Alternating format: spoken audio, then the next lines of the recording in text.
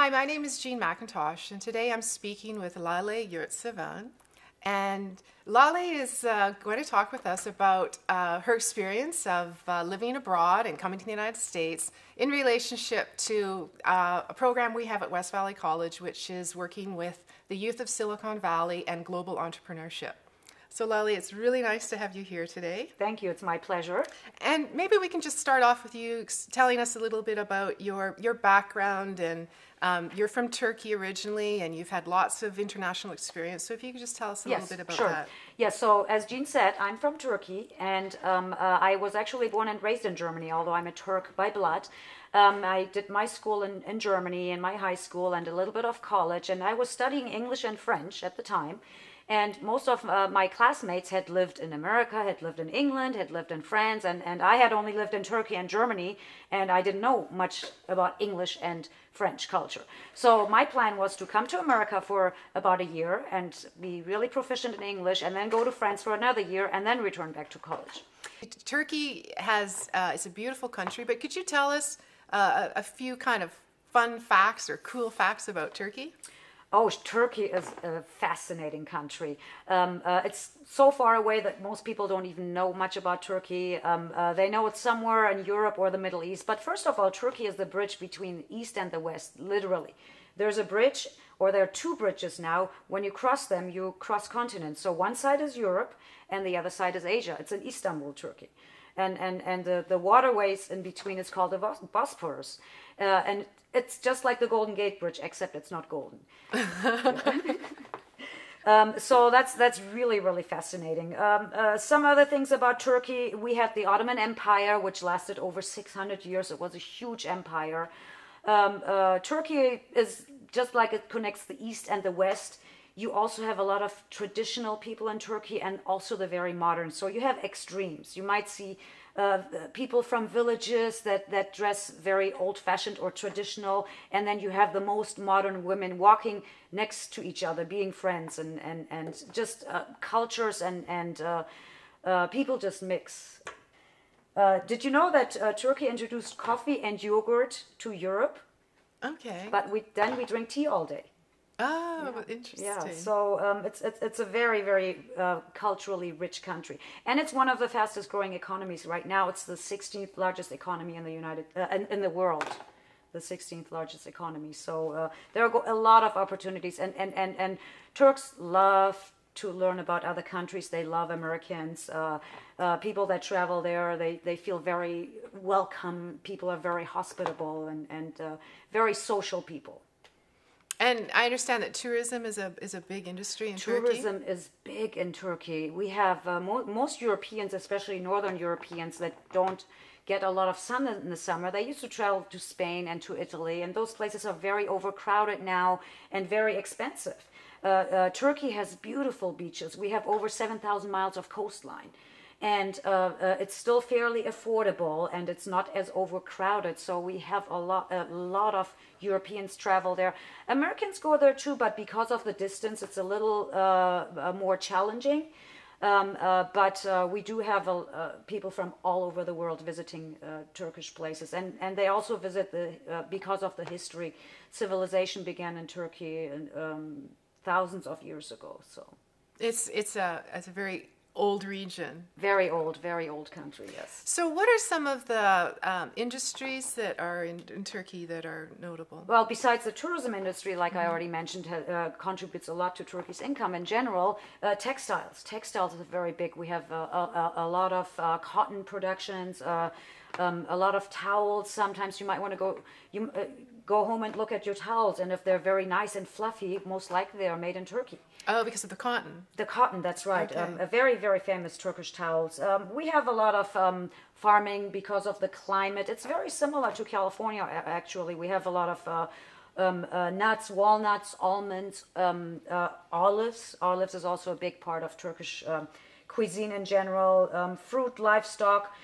We have some natural resources like coal, mercury. We have a lot of water in Turkey, actually, and part of the Middle East depends on Turkey's water supply as well. And what about manufacturing? We make, besides textiles, clothes, we also have our own cars. We also have Foreign car companies like Renault and Fiat, they have manufacturing in Turkey. We make appliances and electronics as well, televisions and home electronics. And who are some of Turkey's major trading partners? Major trading partners would be most EU countries, mostly Germany, the United States, China, Japan, Great Britain, are some of the most important trading partners. Okay. So, Lale, can you tell us about some of the business practices in Turkey, or give us some examples of things that we should know if we want to do business in Turkey? Sure. First of all, when you meet a Turkish business partner, be prepared that it might take a long time before you talk about business. Feel free to ask them, about their families. Turks like to talk about themselves, and they will ask you too. So it's very likely that you're going to have a lunch or a dinner, and the whole time you're just going to talk about your lives. So it's very social. Very social, very social. People are interested in others, and they also are very willing to share information about themselves. Also, a really, really important thing to do is before you even go there, find out interesting facts about Turkey. Compliment them about their culture, because Turks are also very proud of their heritage and culture. So you might want to ask them about Atatürk, which is the founder of the Turkish Republic. You might want to ask them about a place that you visited. If they have been there, compliment them about their country. Okay. And if I'm a high school student or a young person in the Silicon Valley who's interested in doing business internationally, what can I do here, right at home, right in the Silicon Valley, and to learn more about Turkey, or so I can kind of get acquainted with it? Yes, that's a good question, because most of high school students or young people don't have the means to travel abroad, especially a country as far as Turkey. There are a lot of opportunities that you can take, or there are a lot of opportunities to learn about Turkey right here in the Bay Area, in California. For example, there's a Turkish American Association of California. They have an annual Turkish festival in Monterey every August.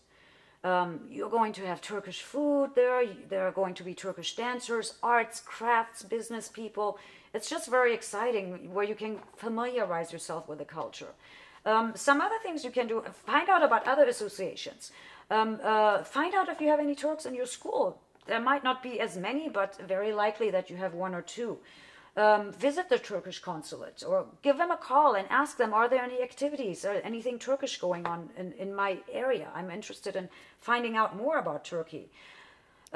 Also, if you have an opportunity, not just with Turkey, but any other country, if you have an opportunity to go abroad, whether it's as an exchange student, whether it's because you have a friend here in high school that is from there and is spending the summer there and is inviting you, take those opportunities, because they're so valuable. They make you, they give you something that you can't get by just living in one area.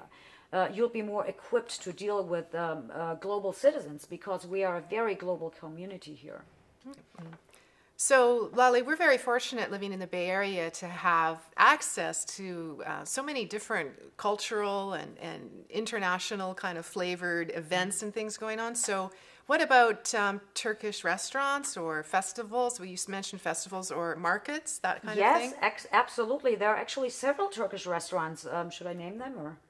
Sure. There's a place called Taverna in Sunnyvale. Taverna is a Turkish word for tavern. There's one called Sultana, and I think they're in Menlo Park. Okay. Sultana and Menlo Park. There's Cafe Artemis in the Pruneyard and Campbell.